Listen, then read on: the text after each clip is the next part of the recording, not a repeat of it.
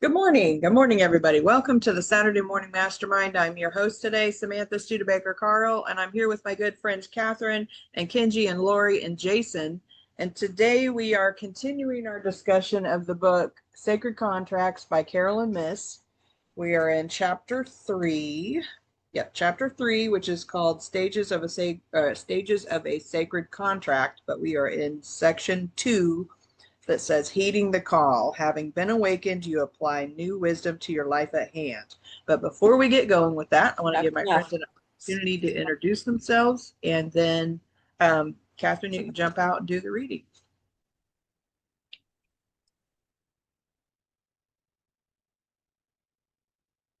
Lori Emmons in Denver. Hey, it's Jason in Tampa. Kenji, Dean. Heard you that time. This is Catherine Clement. Okay. Number 2, heeding the call. Having been awakened, you apply your new wisdom to your life at hand. Abraham's first step after receiving his directive from God at 75 years of age, it's a good thing you can still hear him, was to set out with his wife, family, and possessions and head for the land of Canaan. Awakening to the divine is meaningful only as a step in the journey of spiritual transformation. It is a big first step, to be sure, but then you must act and take another step, as Abraham showed. An old Zen saying has it, before enlightenment, chop wood and carry water. After enlightenment, chop wood and carry water. Heeding the call of the divine within does not mean retiring to a life of contemplation in the mountains of Nepal or a cabin in the North Woods. As rigorous and demanding as the traditional monastic life can be, with its enforced periods of silence and vows of obedience, it is also a somewhat privileged life in which the responsibilities of raising a family and earning a living are replaced by prayer and study in a controlled environment. Today's mystics are more likely to continue to live in the material world, but with an entirely different orientation and set of values, a challenge that can easily be as rigorous as any cloistered life.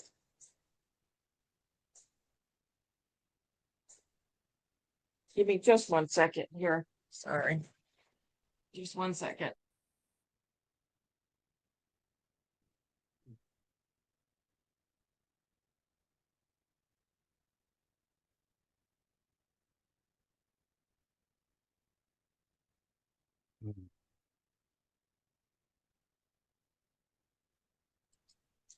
Sorry, I had to save the senior dog in the house.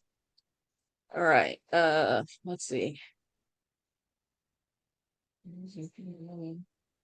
Once you feel the stirrings of initial contact with the divine, look for ways to act on that experience. Ram Dass has said emphatically that genuine spiritual awakening always manifests as a desire to be of service to others. That service can take myriad forms: parenting, teaching, counseling, healing, volunteering, or any form of creative work, as long as its underlying goal is to help others realize their divine potential in some form. As Jesus says in the Gospel of Matthew, by their fruits will you know them. And in many of his parables, he places acts of compassion above religious practices. Your compassionate acts are the physical manifestation of all the inner spiritual work you are doing. The Apostle James, in his letter to fellow Jewish Christians, asks, James 2:14 through 26, how does it help, my brothers, when someone who has never done a single good act claims to have faith? Will that faith bring salvation? If one of the brothers or one of the sisters is in need of clothes and has not enough food to live on, and one of you says to them, I wish you well, keep yourself warm and eat plenty, without giving them these bare necessities of life, then what good is that? In the same way, faith, if good deeds do not go with it, it is quite dead. It is by my deeds that I will show you my faith. Like Jesus, James was steeped in the Jewish tradition. that values compassion so highly. The Hebrew word mitzvah refers to any of the hundreds of commandments Jews are traditionally bound to follow, but in customary usage, mitzvah means an act of kindness. Number 3, renaming. You assume a new name or role with spiritual significance. After God established his covenant with Abram, he gave him the name Abraham and renamed his wife Sarah to signify his expanded role as father of a great nation. Although the name had a literal new meaning, its deeper significance lay in Abram's reorientation from a traditional clan patriarch to the sire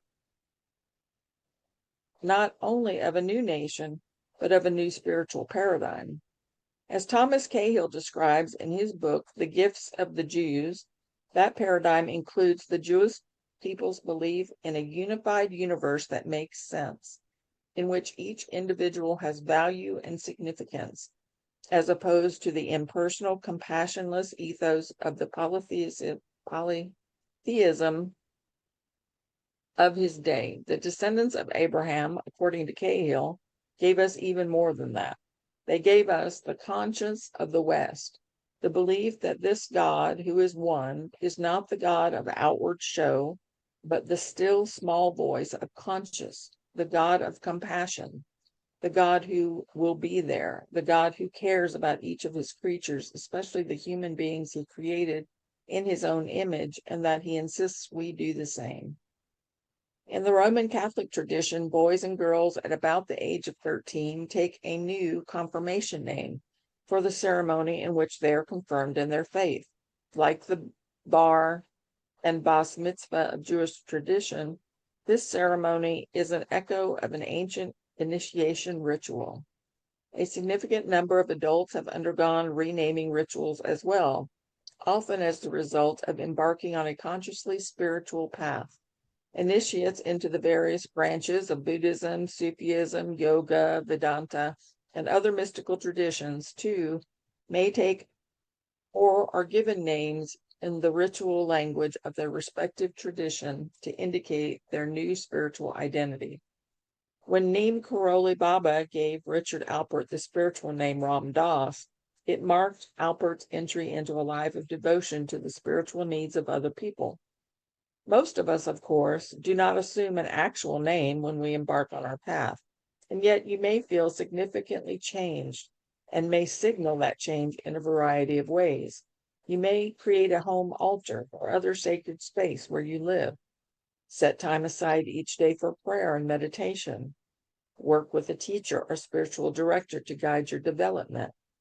Create or join a small community of like-minded souls that meets regularly to advance your spiritual practice, or change your diet or other habits to reflect the new self that you feel emerging within you. In the sense that a name signifies an identity, these changes in spiritual identity are the metaphorical equivalent of renaming. Do you want to stop there or continue? I was just getting going. Oh, That's pretty good, though. Were you getting revved up? Yeah, we can read another one. That'll be good. Okay, one more. 4, assignments. Throughout life, you encounter extraordinary opportunities and challenges that require continual transitions and adjustments.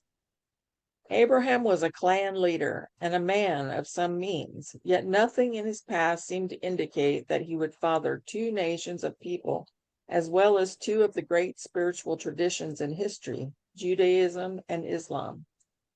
Abraham's assignments included challenges that were both physical, traveling to a new land, and emotional, intellectual, dealing with Pharaoh and other foreign leaders.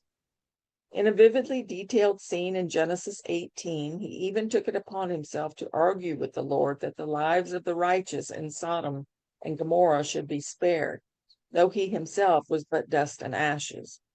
The extent to which he accepted and handled all his challenges as a man and soul makes him a worthy model for coming to terms with a contract. At crucial points in our lives, we are placed in situations that require of us unaccustomed skill, courage, or wisdom. Such moments are indications that our sacred contract is in play, but how we respond to these moments is up to us. We grow primarily through our challenges, especially those life-changing moments when we begin to recognize aspects of our nature that make us different from the family and culture in which we have been raised. Swimming against the current, which may begin as adolescent rebelliousness, but later provides valuable opportunities for artistic, political, or spiritual expression, becomes part of our energy vocabulary.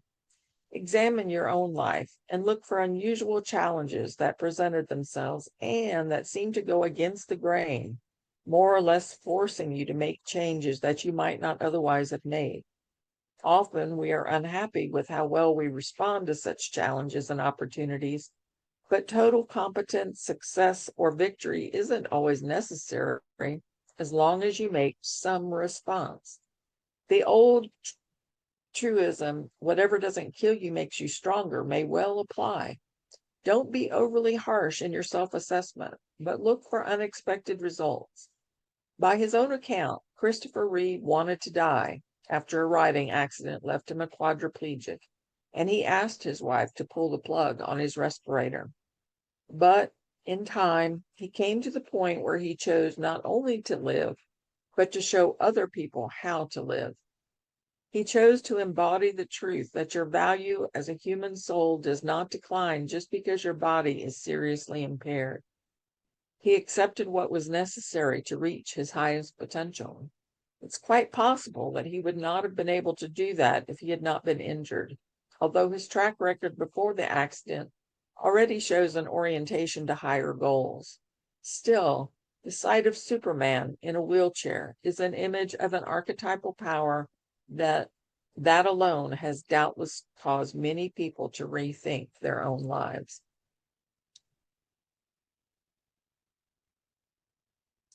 That was so sad when that happened to him. Yeah, For sure. I can't even imagine the struggle he went through with that. I mean, that's just, I don't know. I'm reminded of how many You're muted, people. Kenzie. Oh, can you hear me? Yeah, I can hear you, Samantha. Okay. Okay, cool. Yeah, I'm reminded of how many people are struggling right now in their lives, and they haven't even been faced with this extreme level of, accident or, you know, I know we all have these things that we struggle with in our lives, and we all think they're like the thing. They're like the worst possible thing that could happen to us, right? And for what I'm seeing it more and more. It's like more people that I am coming into contact with that are having these internal struggles in their lives, and they're feeling hopeless because of it. And I I don't know. It's just it's heartbreaking because you don't know what to do, you know? You don't know how to go forward in life when you're struggling so deeply. And I think that Christopher Reeve in this example here, I mean, I can't even imagine what that would be like of just, all of a sudden everything taken away from you and you're just stuck laying in a bed. And I'm sure Kenji, you can relate to this because I see that you are in your bed a lot when we're talking with you and that. But I'm like,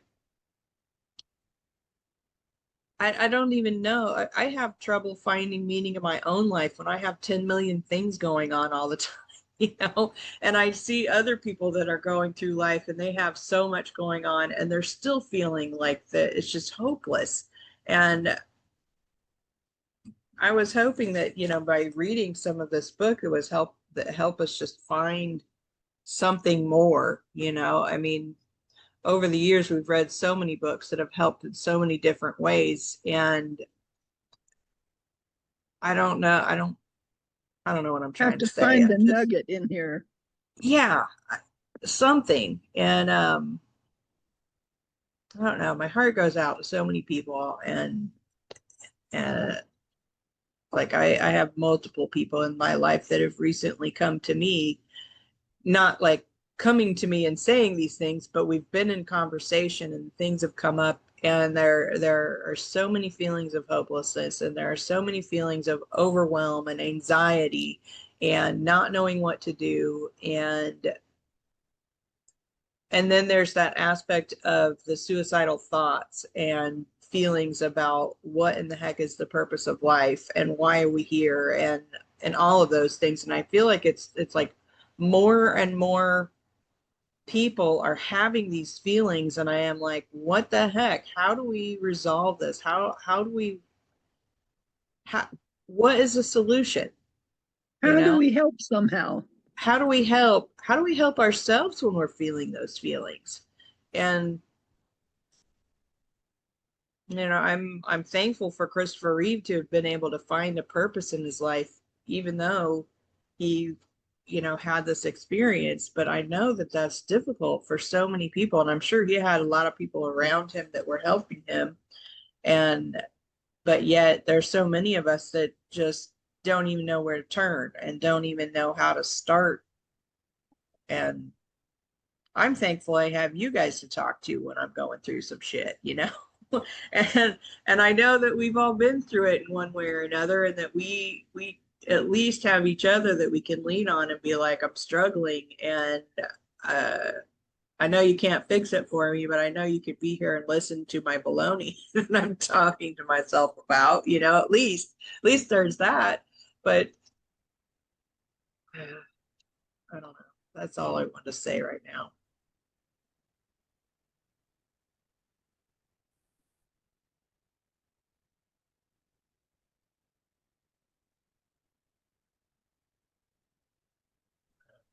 It reminds me of, can you hear me? Yes. It reminds me we're all on a rubber raft and we're in the middle of the ocean and we can't see land. And each personality type and each person's way of dealing with things will bring itself out. Um, there'll be the fearful one, the one that won't shut up about it, we're gonna die, and but there's always one that's no, we got to keep paddling. Um, we gotta save the water when it rains, and we gotta make plans for when we're gonna get rescued. And they try to maintain a positive attitude, and because they do that, they're less miserable than the rest of us. Now, it may not change the outcome whatsoever. They may not get rescued, but their last minutes are going to be filled with a lot more joy than mine. So I guess it just depends on how you want to go out.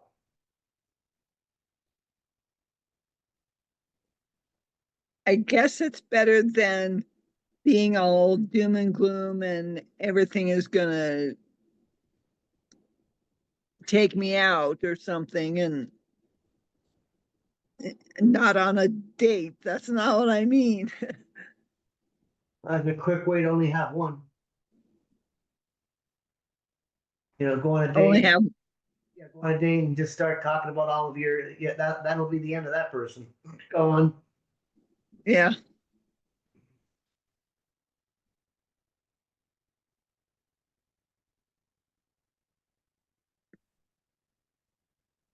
I'm Yeah. not sure how I manage it, but all the stuff that I constantly deal with, something is always being taken away from me.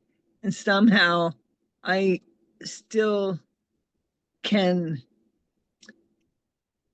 find a way to get myself out of that pit, clawing at the wall so much that the dirt pill falls down and I can lift myself up.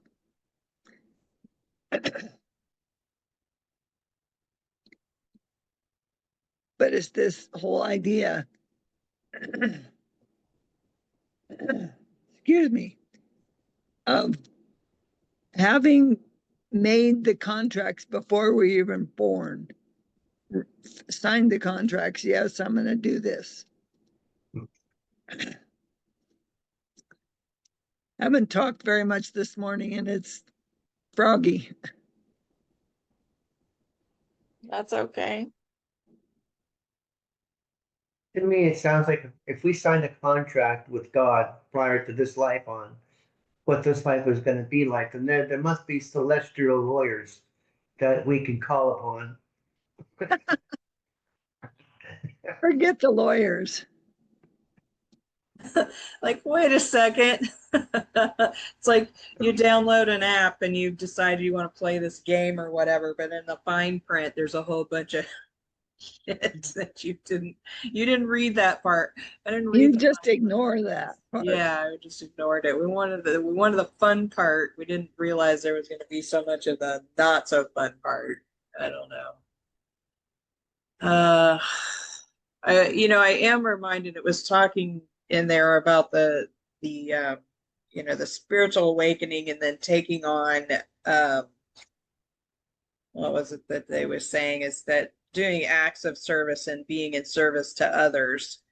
And one thing I have noticed about, the people in my life that I've spoken to who have struggled with meaning in their lives and, purpose, and they're not happy with the way that their lives are necessarily, and they're feeling hopeless on that side, but it is because of the other people in their life that they haven't ended it, or tried to end it, even though they've thought about it and they've had those feelings. It's because of the other people. It's like that service to your family, or a service to your business or your friends or your church or whoever it is that you that's the meaning, when you can't find the other meaning for yourself. And I wonder, it's how can we have that, but then also be serving ourselves in such a way that we feel fulfilled? Because I feel like a lot of times in my life, with the business and with the family and my husband and all of it, that yes, I want to be here. I want to be helpful to them. I want to be of service to them. I want to make the business to be something more that can help us all. And yet it's not satisfying to me. It's not like I'm finding fulfillment within the the helping of everyone else. And sometimes the helping of everyone else also makes me feel resentful. Like I can't do what I want to do because of everything else. And yet, if I sit here and say, what do you want to do if you didn't have to do all this? I don't have an answer for that. So it's this like weird kind of, I don't know what it is, and I see other people going through the exact same thing. I hear it from uh, other people in my life. I'm not going to mention anybody in particular, but I'm hearing the exact same words: is that I'm here because of them, because of this, because of that, and this is my purpose for living and my reason for existence. And yet I'm not happy about it. I'm so unhappy. I'm so disappointed. I'm frustrated. I'm resentful. I'm angry. And rage is a word that has come up in so many people that I have either listened to on something, or I have talked to in person, and it's, I'm like, what in the heck? What is going on? I mean, it literally is that we signed these contracts to come here and then we're mad that we did it. I don't know. I mean, it just seems so contradictory. Why would we come here just to torture ourselves? It just seems just so, I just don't understand it. I don't understand it. We can't hear Yeah, you, Kenji. Oh, there you go. Maybe. if you ask the yogi, he told him, he said, I moved from Texas to Maine, and I'm not any happier in Maine than I was in Texas, and I don't know why. The yogi would say, well, it's because you took you with you.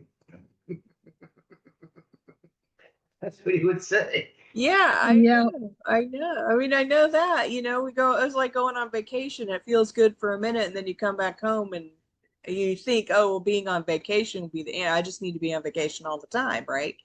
but that's not true. I mean, we've moved all over the place, and no matter where we are, except for one place, I was miserable. Or not miserable, but just feeling stuck. That's the word for it. It's not so much that I've been miserable. It's just feeling like I'm not doing what I should be doing, but I don't know what the heck that is. And I feel like most of the time I just feel trapped by what I've created, and I know a lot of people don't even realize they've created it for themselves, and they're feeling victimized by what they've created. And and I mean, on one hand, I feel like, oh, it's great to be enlightened and recognize that I've, made all these choices bringing me to here, and this is why I'm struggling with this or that, and I can think things through. But yet, at the same time, I think there is some aspect of ignorance is bliss too, of not realizing you've done it to yourself, and it's easier to blame it on everyone else. I don't know. Stupid people are happier. What did you say, Kendi? I didn't hear you. Less intelligent or less aware people are happier. Yes, I see that a lot. Like, look at somebody with Down syndrome. Like, they don't really, they have to be cared for. I mean, depending on the degree, obviously, there's some self-care they can do, but like managing their finances and things, like they need a lot of assistance, I guess is what I'm trying to say. And Yet they're still happy. they're happy. They don't seem to recognize that burden, or don't see it as a burden. And from parents and families that have children like that in their homes, they see it as more as a gift than a burden, like, I'm sure they have their moments, like, because everybody does, but overall, they always remark at what a gift this child is to them. So, but yes, I think people that have a little less awareness, and I think that's a brave role to take on as somebody with Down syndrome or a condition like that, because most of us want to be in control. Absolutely. And go ahead and finish your thought. Well, I mean, pretty much that's it. Most of us want to be in control of things. We don't want somebody else telling us what to do or when to do it or how to do it. And we get our tail feathers ruffled up over somebody trying to tell us what to do. Go ahead, Lori. I ain't got any. Go ahead, Kenji. No, sorry, I just I don't have any tail feathers left. They're all gone.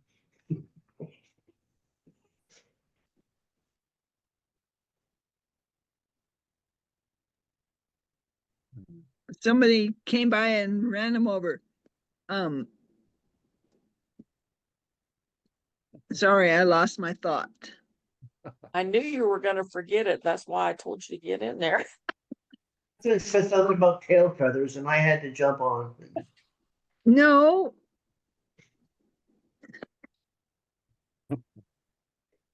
Ooh, very nice. What I was thinking is that the contracts they signed before they came and lived that life. Right. Well, I kind of wonder if maybe part of their bliss is just that they don't have all these extra thoughts of worries about every freaking thing, because they've got somebody's caring for them, and they don't have to worry about where's the food going to come from and how the bill's going to get paid. And and I'm not saying that's going to be true for all people with Down syndrome. Obviously I don't know anything about it, and I don't know how that works, but I mean, if there is some aspect of just that thought process not being in their mind, then that I could see how that would be more blissful. If you're just literally living in the moment from day to day, it's because I know when I just am sitting here in the moment, if I don't let my mind do its mumbo jumbo, that I can be at peace. But it's because all that mind babble that is constantly coming at me in one way or another of you have to do this, or you got that, or you got your to-do list, or you have these things to overcome, or you got this to take care of, or that person to go do this for, or, you know, all the things that are coming up here pretty soon. And what about this? And what about that? You know, that's the shit that drives me bananas, that never feels like it's ever resolved, that is like the constantly never ending, always accumulating to-do list. You know, I mean, it's just I feel like that, and the just the responsibility of everything, feeling like it's all on my shoulders. And what's funny about that is I feel it, Nika feels it, Coda feels it, Chris feels it, everybody feels it, even though all four of us are working on this whole thing together, and we're all obviously we're better because of each other, but yet we all feel like the burden is just on us. And that is insane. It just doesn't make any sense at all. And I mind is baffled by it every time I think about it. And maybe that's part of my problem. I just need to stop thinking. Stop thinking about it. Stop thinking about it, you know? And then we wonder why pharmaceuticals are so big. Everybody just wants to stop thinking about it. Just put a pill in it, you know? And Take a pill and stop thinking. then there's me, who as tries not to take any pills. I, you know, my pills are vitamins, nutrients that we're already supposed to have or whatever. And to be able to provide my body so it will function better, and trying to avoid all that pitfalls, but then I'm never going to get that windfall of, if I don't take this drug, then I won't get the later compensated with all this money. And I can't take the money with me, so why should I care?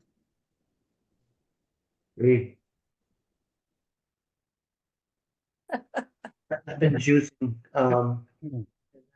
seems to help every other day. I've been struggling with some gastroparesis, but I'm trying to work through it. But when I can, I juice, squish up some lettuce and carrots, beets, and ginger and apple, and make myself a really nutritious vegetable drink. And as long as I keep the vegetable fresh and I don't, kill myself with something rotten, it does help. And then I've added magnesium and some um, potassium and some D3 to my vitamin, along with some vitamin B12 soon. So I'm trying to work on that aspect of, because I just figured all Western medicine, just go see them, they'll fix it, but that's not what this is going to be like. And I got to learn how to mother myself. And boy, oh boy, I thought my mom was bad. Never. I give her credit, especially when dealing with me. I'm like, Ken, what are you doing over there? Anyway, that's my take. Oh my goodness. Yeah, I notice a big difference in the way my well-being is, or my overall well-being, just by not taking potassium for my muscles, magnesium, zinc. That's what I take, that for my muscles. And um, if I skip a few days, of course, if you remember, a long time ago, the potassium is what stopped my migraines, um, which were, being caused by muscular, um, tightness and what have you. But and so now that I've got enough in my system, I can go for a few days. But if I go for more than 3 or 4 days, I start to hurt. I start to get the spasms. I start to, in your muscles, the Charlie horse, the aches and pains come back. And also just by not um, getting up and moving. If I stay sitting for too long, or if I stay laying down for too long, or it that hurts. But of course, if I get up and move around too much, well, then my then my knees and my shoulders and everything else hurts. So it's completely like a balance of like a little time over here, a little time over there, because too many car accidents, too many um, sports injuries, um, and and what have you, and it accumulates, and then you're waking up one day going, where did I get all these pains? And then you're really realizing also that you're also not eating right, or taking your supplements, and it's like trying to figure it out. Um, but it's amazing how that can have such a big effect. And of course, I could go to the doctor and be like, and complain about all my aches and pains, and they probably would prescribe me a bunch of pain medication and different stuff. But, I'm kind of like anti-pharmaceutical as well. I avoid that as much as I can. And even the ibuprofen, which was such a benign thing, I found out that was there's at least been a few studies that say that can stop your body's intake of things like potassium and that nutrient. So, and I was using that for my migraines. I'd use aspirin, acetaminophen, ibuprofen, a little bit, just enough to, because the pain was excruciating, and throws you into a depression, throws you. I mean, because you can't get anything done. And you just absolutely drop to your knees. Pain that's right in your head, and you're like, oh, please just end it. And it was crazy to me that I found out, and this is in 2014. I when I took the potassium, and it actually stopped it. I took a lot of potassium to do Wow. for like a few days, just so much. And Titrate to get into your system. yeah, yeah. And it was scary because I didn't want to not take, I didn't want to have that pain. It was so bad. So it was scary to try to switch over.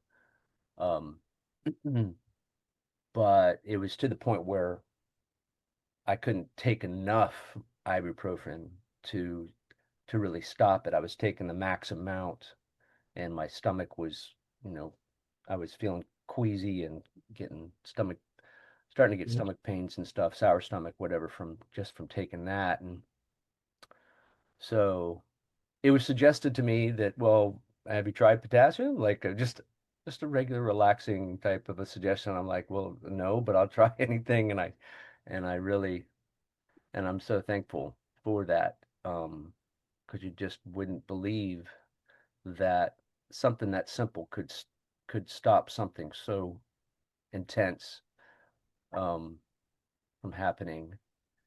And I guess that's a funny thing, because kind of going into what the book is talking about, um, or what it has mentioned, and what you guys are talking about, and how like we can be so unhappy with where we are with things, and even with like with and I'm forgetting his first name, Mr. Reeves, that we have these experiences. Christopher. Christopher Reeves. I mean, what an inspirational story. I mean, now of course that guy went from being a star in the movie screen and playing such a amazing role, and then having that accident that you know paralyzed him, and but he went on to make it something, bring awareness to it, and he kept fighting, and he really was just a such a great great example of how someone can keep on going and be an inspiration to others. I think sometimes we don't realize who we might be able to be an inspiration to, and I mean that we we have a tendency, like you're talking about, being not I guess another way of putting what you were saying, Kenji, is being so smart that we get in our own way, and or smart enough that we just cause ourselves problems. we we're always trying to, our quest for always trying to figure out a reason, or the whys about things, the meanings of things, and um, we tend to always Well, to be eliminated from my vocabulary. Sorry, Jason.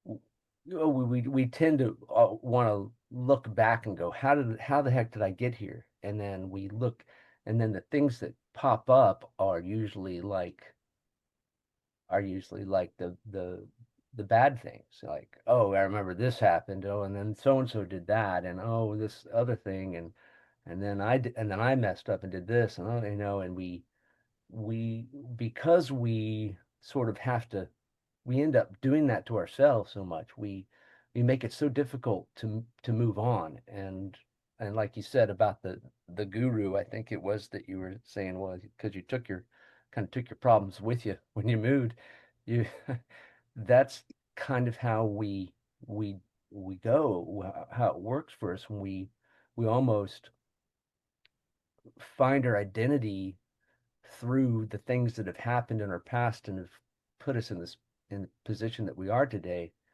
And we have a difficult time of just letting go of all those things so that we can be and do something different. Right, because all the things that have happened in the past cause you to not live in the now.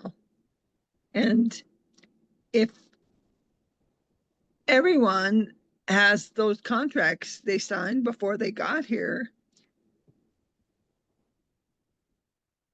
it's difficult to accept what is.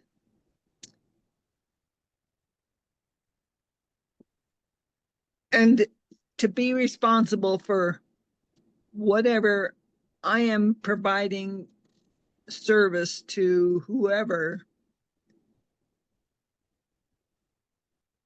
is that part of my contract? I feel like it must be part of mine because, I feel like I've been in service all my life, to the other people that are in my life. And I think that if you're a mother, I mean, that in and of itself is a contract of service, and we don't realize that contract until we're in it. And you go into it not having a clue, and then when you're in it, you're like, oh my God, what was I thinking? But you realize you weren't thinking. And what made me choose to have a second child? And what made me exactly, and a third, or however many, and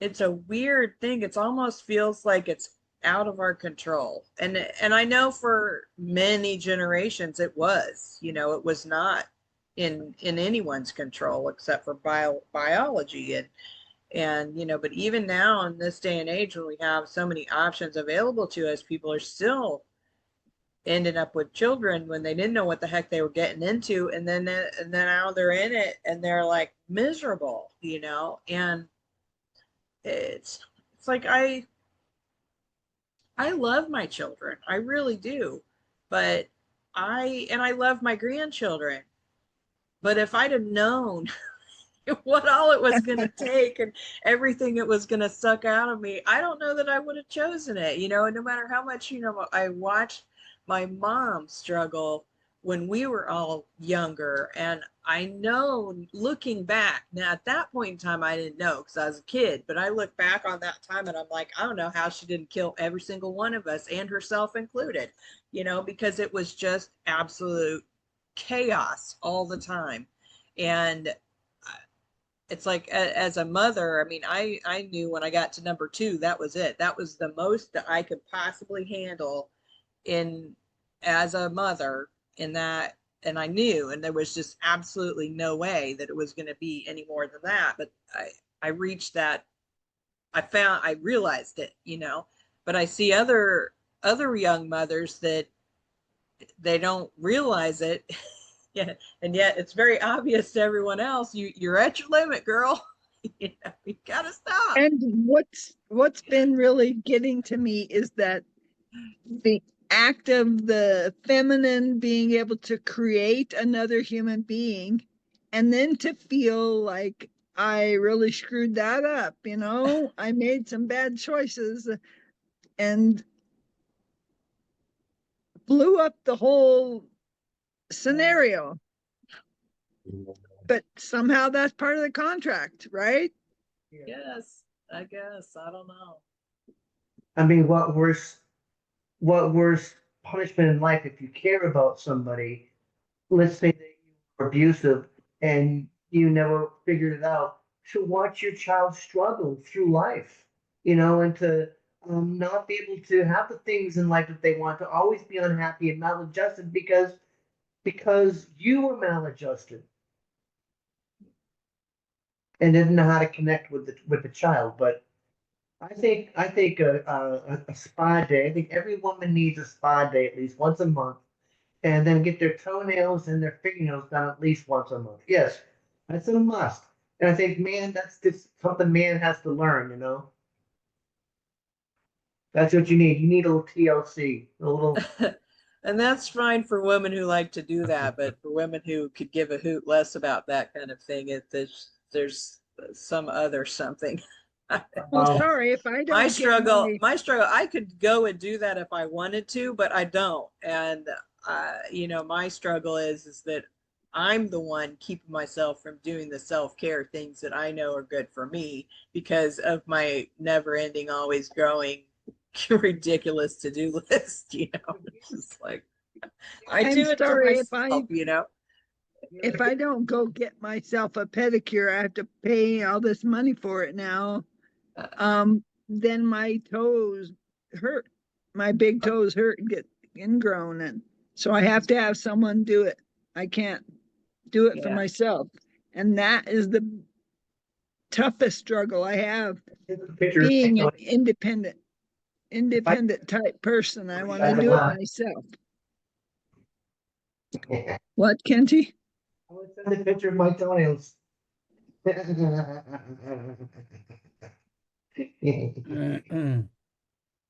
bad. Pretty bad. No, I'm not saying that. I have too much pride. I found it interesting that there is such a commonality between everyone over the years, over the centuries, with this sort of struggle and with the with the or not this maybe don't want to call it necessarily a struggle, but just with trying to figure this out. Um, and so in such a way that there's so many people that have written on the subject, which is fantastic. Um, and finally, that information is available to a lot more people if they just know to go and look for it. Um, but it's something as simple as what they opened up with about while you're on your journey, you don't think that don't think that in any point of your journey you're just going to stop and live in bliss forever. That you still have to do the kind of mundane things that are necessary to keep things going, like chopping wood and carrying water. Um, necessity things, and it almost alludes to that there's a good amount of, beyond just the necessity of it for survival. There is this additional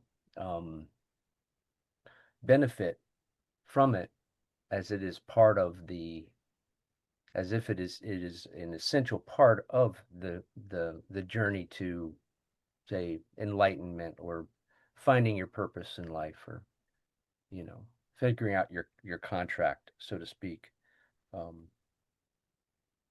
And then, well, the renaming part, I find that funny for different aspects,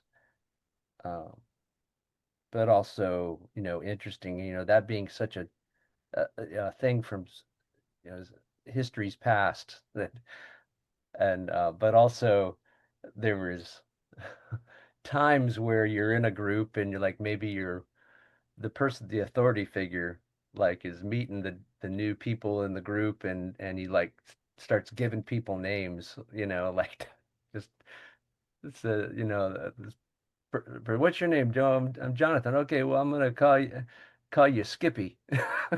You're Skippy from now on, and it's like, um that's what kind of makes me laugh, is that it sort of takes all kinds, and so there's this dynamic aspect of something like that we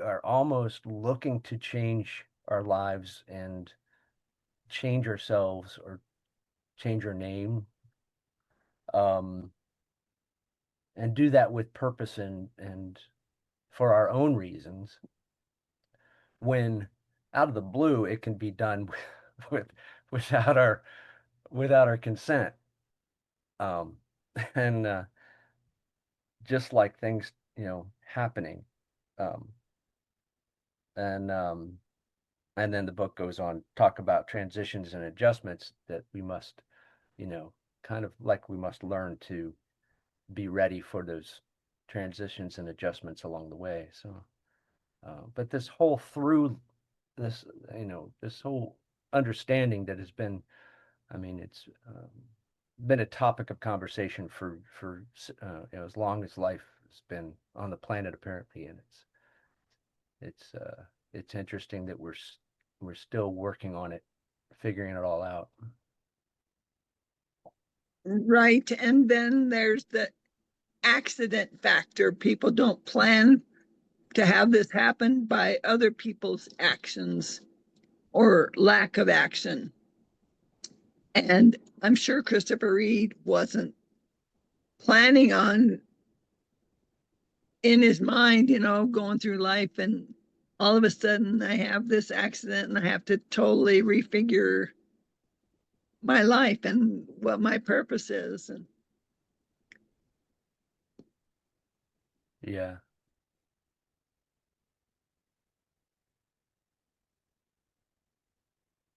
Yeah. for me, it's pretty much a daily thing.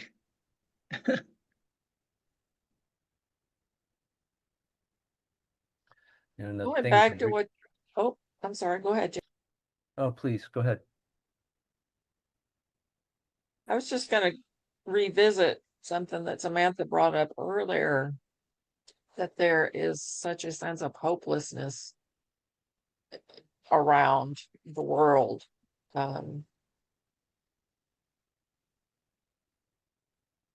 yet hopelessness is based entirely on what you're focused on. If you focus on everything that's going bad and wrong in your life, you can get hopeless really damn quick, like really quick. And I just have to say it, as Americans, we are so spoiled. Like, we're so spoiled. And sometimes, and it sounds really cruel, and I probably should not admit to having this thought on a public broadcast, but sometimes I hear people talking about how hopeless they are.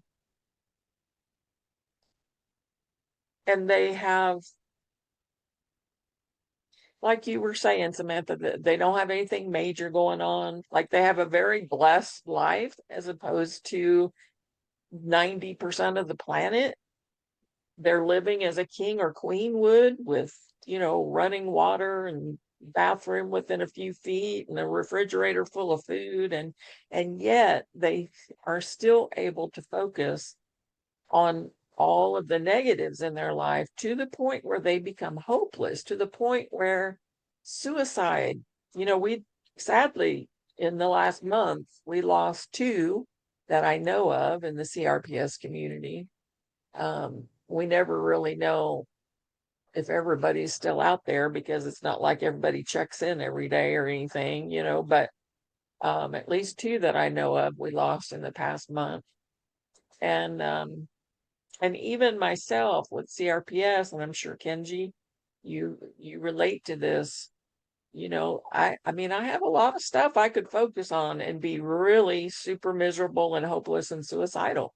Within the next 30 minutes, I could do it to myself. I could be at the point. It wouldn't take much. That's all I'm saying. But I don't let myself go there. I can't let myself go there. Sometimes I let myself go there for like 5 minutes. I'll say, okay, you got 5 minutes, to have a pity party here. And then you need to like fuck the shit up, because I don't want to live like that. I don't want to live in that despair. And even with everything going on, I can find so much joy and happiness and fulfillment and be able to help people. And, there's still so many good aspects to my life. And You have it's to find hard. Go ahead. No, go ahead. It's hard to what? It's hard to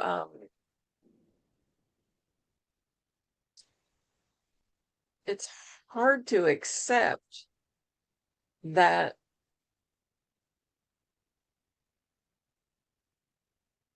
life is so fleeting. I mean, we're here every day going through the toil and turmoil and everything, but really our lives are so brief. They're just so brief in the grand scheme of things. It may feel like an eternity to us, but it's so brief. And I can understand, because I think even though we're all humans and we're all souls, and sometimes it seems like somebody isn't connected at all to their soul, like they don't experience themselves as a soul, they're only experiencing themselves as a human. It's unimaginable for me to think about. Now that's where I would be in total despair. Like if I didn't have all these experiences and stuff that I have reminded me of who I am, and if I hadn't seen in my life how quickly I can destroy myself really quick, guys. But I recognize that I'm doing it to myself, that is so hard for some people to see that they're doing it to themselves. And it's hard to help them see that. Yeah, it's a matter of finding to be grateful for, what to be grateful for. And, and my go out on the deck and I sit there and have conversations with the squirrel. Be grateful for that. Oh, I got to see a butterfly today. I get to see a rabbit, whatever that comes out and visits me when I'm out on the deck, where I can grab the rail and stand up, which people take so for granted. So finding what to be grateful for.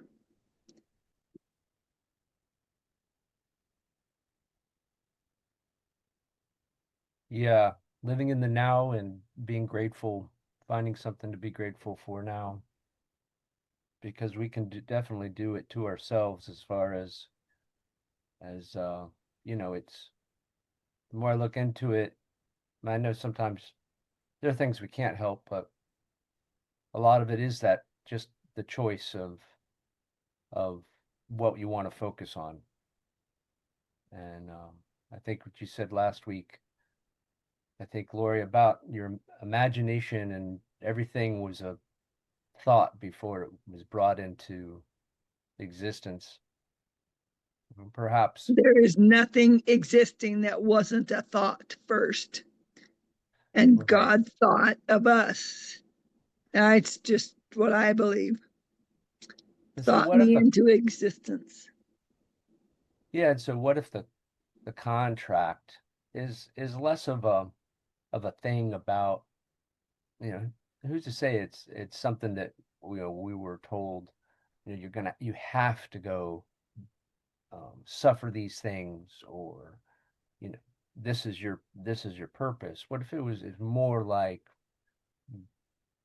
he would, God would is giving us every opportunity, and we have more power than we actually realize, and that our imagination, our focus, our thoughts, our where we focus our energy, um, and the decisions we make, and all that is just more powerful than we realize, and that the contract is more about, well, the, God, the universe, you know, all the spirits will be there for us no matter what, and we always have a place to come back to when it's done, sort of a thing. Um, Maybe it's more along those lines. That's all I'm saying. From what I hear, our guides try to talk us out of most of what we sign up for on our sake. I mean, we're the ones that create the sacred contract. It's not like God says, here's some shit you got to go through, sign it right now. I mean, he's not like a mob godfather or somebody, but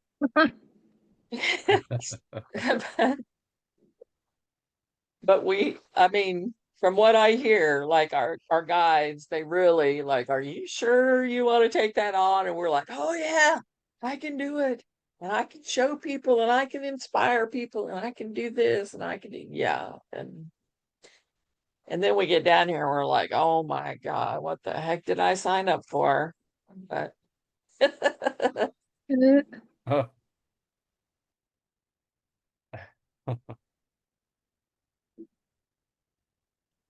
I was I was thinking, how you're saying we're so spoiled, and that's so true, that we are, um, relative to the way people lived in the past.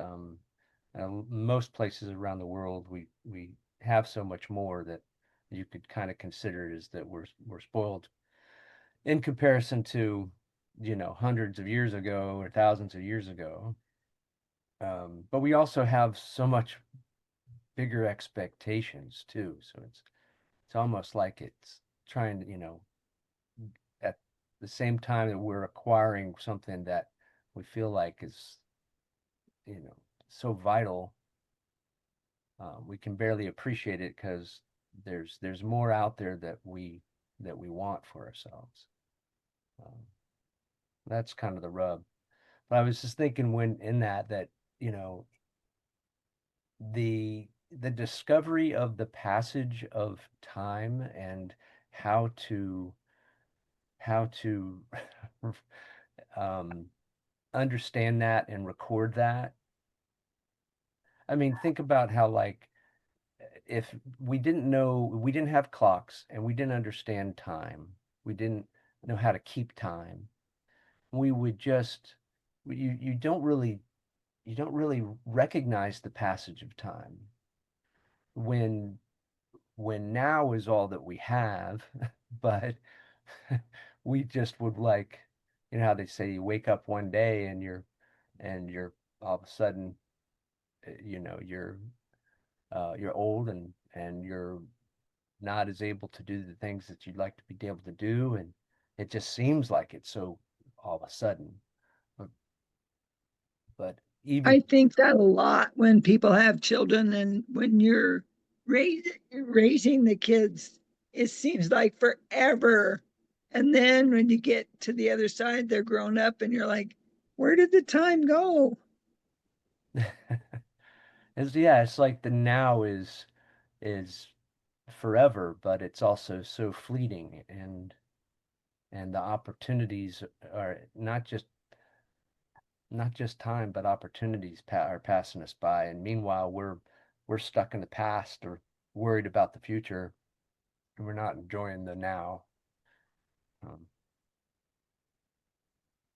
or we're making the choice to focus on the wrong things and not be grateful. And even just that, having the, you know, they say attitude is everything. Well, that goes quite far as well.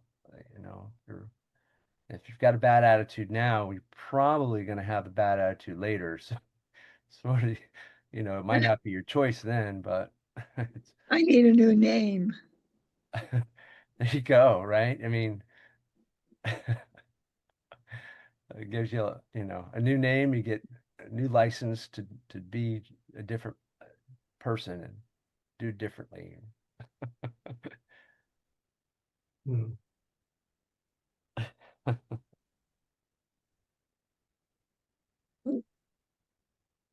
We better wrap it up. I love you guys. Yeah, I was just thinking the same thing.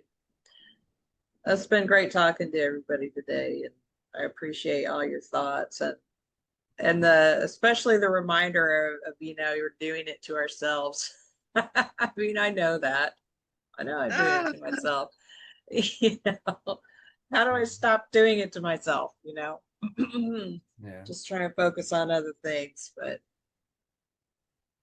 It's yeah. just hard to let go. It's hard to let go of those things from our past, and sometimes we feel like, oh, we need to, um like we need to mourn for, you know, the, you know, or continue to carry on the burden that, um you know, of a loss or something that happened, that because it means something to us, and so we have to carry that with us because otherwise it wouldn't mean anything.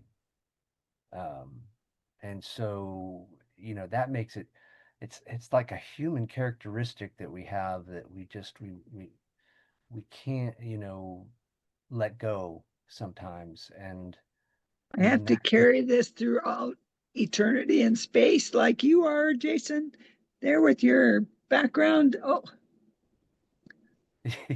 yeah.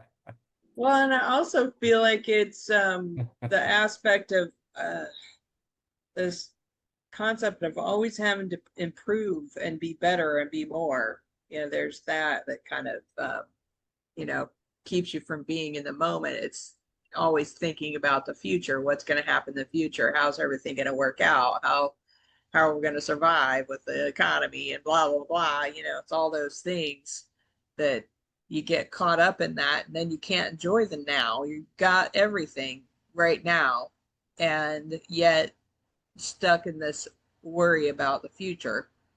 You know, so or Yeah. mumbo jumbo about the past. We can't just live in the now. It we want to. Like what you were saying with the time of like what if we didn't understand the concept of time? What if everything wasn't happening in that way where you know, I don't know what it would be, obviously, because there'd still be something. Things would still have to grow. It'd be on the seasons or whatever, you know, I don't know. But if there wasn't that and we could just literally live in the moment all the time without thinking about the future, without worrying about the past or vice versa, you know, I don't and know. then we add our egos and emotions in there, and we got a Uh-huh. whole other. Right. And then we add all our family's egos and emotions and desires and wants and everything else. And then we add all the neighbors and the community and the world. And we're not solving anything, spending our time talking about. We're just stressing out about all of it. Mm-hmm. I mean, we have it way better than what our ancestors did. I mean, to some extent, I mean, as far as survival is concerned, right? You know, ease of getting things, it's so much easier, but yet at the same time, it seems like it's just so much for freaking complicated. You know, it'd be nice if it was just chopping wood and hauling water, you know, but Yeah, if For you the had a survival stream, of but the you fittest. say that, you know, I could say that, but then, you know, if you had a stream and you had plenty of wood to chop and you were, you know, living in nature with plenty of fruit and food and, you know, fish in the yeah. pond or If we could whatever. just grow all our own food and we didn't have anything else we had Yeah. to depend on, then, you know, maybe. It's But always the if only. everything's all tied together, you know, with the utilities and the taxes and the, you know, all of it. It's all tied together. We're all mixed up in this big spaghetti of everything. And But Oh, we do spaghetti that to sounds good. ourselves too, we did. Yeah. because We're like, we're trying to Samantha, make it easier. Yeah. both you and I have been off grid. Well, I don't know if you were exactly off grid, but you know, like Not simple completely. life, Yeah. cut wood, carry water situation. And I 100. loved it. I mean, it was Me too. hard. It was a Right. daily struggle physically for me to even be able to not lose my fingers and toes. And yet I loved that life. Right. And I will go back to being a self-sustained, off-grid situation. I'm not in that right now for other responsibilities that I have to my family, Right. but Yeah. I will wind up there. That's in my goals. I claim that already. Mm-hmm. Yeah, for sure. I feel like that's my goal too, is to just get everybody to where they can be sustaining on their own, and then I'm not the one trying to sort it all out for everybody, and I can just go off I think and that's have my simple partly, life. yeah, right? And that's partly what, but that's partly what causes us to be so um um um uh in just not satisfied with the present that we're experiencing is that the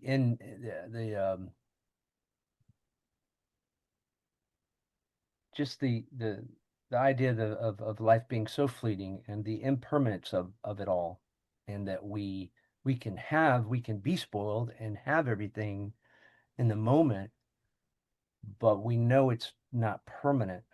And so I mean, that can just in and of itself be the driver and of not being happy because you're worried that Hmm. it's all going to go away. So, I You mean, know, and for me, it's because that's part of it, Jason. That's certainly part of it. And I know I'll be okay, you know, and I know everybody will be okay. If we lose everything, we'll be okay. But at the same time, they won't be okay. You know, like they won't be yeah, okay. So I don't know. yeah, Yeah. We'll continue to try and solve all this, right? Mhm. Yep. We'll Love you see I all. have, See you next where we're going. week. Yep. I Everybody have an have, awesome, amazing week. yeah, you too, guys. I mean, the one thing I have found recently that's been helping is just to saturate my mind with the right thoughts. Just saturate it with good thoughts, with the right way of thinking, um, anything that can counter the wrong way of looking at things. Mhm. You know, a better way, a better mindset, and having that just washing over me constantly. Um, but then even that isn't enough. I still have to then find like not the purpose of life, but like a purpose of like a focus of like what's the thing I'm working for now? What's the one thing I'm focused on that can give you that can kind of covers all the bases. Maybe not completely, you know, but touches all those bases.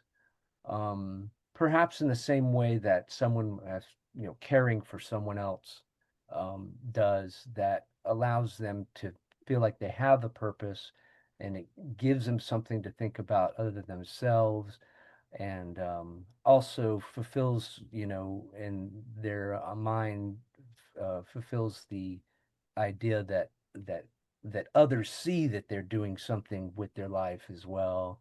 You know, there's so many bases we got to cover with that, but having, you know, not just filling our minds with the right thoughts, but also having a something to focus on, to move forward to, so that we have that to focus on rather than the past, so that we can rewrite our our our futures, um, and rename ourselves, so to speak, you know. So that's my final thought, guys. Rewrite I these love you. contracts, huh? Absolutely. Sure. Why not? Awesome, guys. All right, I'm gonna wrap it up. Everybody have an awesome, amazing week. And for those of you who are watching, if you've made it this far, then you need to like this video. You definitely want to subscribe to our channel so you can get updated each time that we upload a new video. So with that, everybody have an awesome, amazing week, and we'll see you next time on the Saturday Morning Mastermind. Bye for now.